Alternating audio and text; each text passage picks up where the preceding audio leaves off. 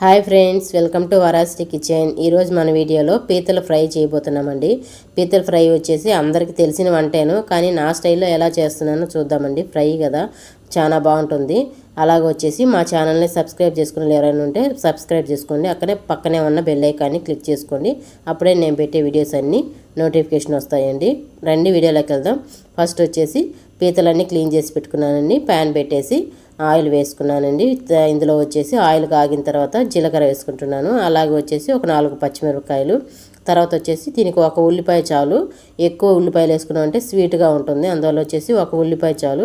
ఇవి కొంచెం బాగా ఫ్రై అయిపోయిన తర్వాత ఇందులో వచ్చేసి 1 స్పూన్ అల్లం వెల్లుల్లి పేస్ట్ వేసుకుందామండి. అల్లం వెల్లుల్లి పేస్ట్ ఫ్రెష్గా పట్టింది వేసుకుంటే ఇంకా చాలా బాగుంటుంది.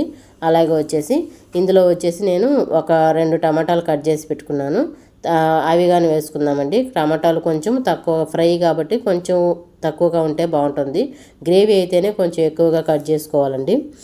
నేను ఫ్రై చేస్తున్నా కాబట్టి కొంచెం తక్కువగానే వేసుకుంటున్నాను. ఇప్పుడు టమాటాలు వేస్తున్నాను. టమాటాలు వేసిన తర్వాత కొంచెంగా ఉప్పు వేసేసి అవి కొంచెం మెత్తగా అయిపోయేదాకా ఉడికించుకుందామండి, మూత పెట్టేసుకునేసి. మెత్తగా అయిపోయిన తర్వాత కొంచెంగా పసుపు, కారము ఇవన్నీ వేసి వేయించుకుందాము. తర్వాత వచ్చేసి పీతలు వచ్చేసి చాలా బాగుంటుందండి. పిల్లలకు కానీ పెద్దలకు కానీ కోల్డ్ అయ్యి జలుబు చేసి దగ్గు జలుబు ఉందని అనుకున్నారంటే ఇలా పీతలు తెచ్చేసి ఫ్రై చేసి మిరియాల పొడి, కారము కారంగా పుల్ల చేసి ఇచ్చారంటే అవి తిన్నారంటే జలుబు దగ్గు అన్నీ ఇట్లే మాయమైపోతాయండి. మా పిల్లలకి ఇద్దరికి అలాగే కోల్డ్ అయిపోయి ఉన్నది, అందువల్ల వచ్చేసి నేను చేసి పెడతామని చెప్పి తీసుకొచ్చానండి. ఇప్పుడు వచ్చేసి టమాటాలు బాగా మెత్తగా మగ్గిపోయాయండి.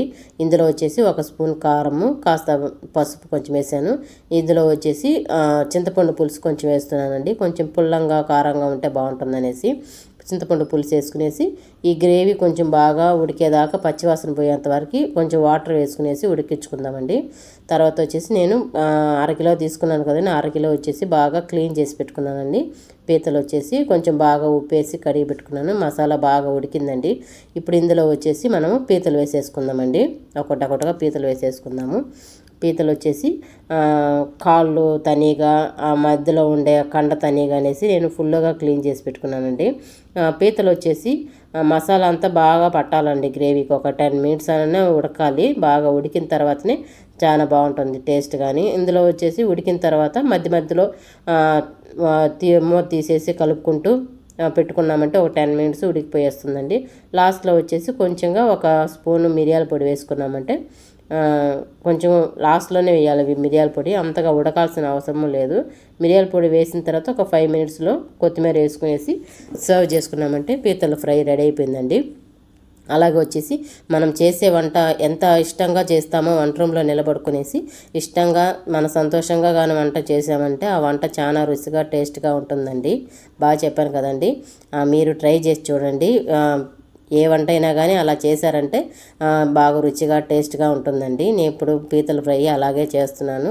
దీంట్లో ఫ్రై అయిపోయిందండి. కొత్తిమీర వేసుకొని సర్వ్ చేసుకున్నామంటే రెడీ అయిపోయిందండి. అలా ఓకేనండి. ఈ వీడియో కానీ నచ్చిందంటే ఒక లైక్ ఇచ్చుకోండి. మా ఛానల్ని సబ్స్క్రైబ్ చేసుకోండి. ఓకేనండి, బాయ్.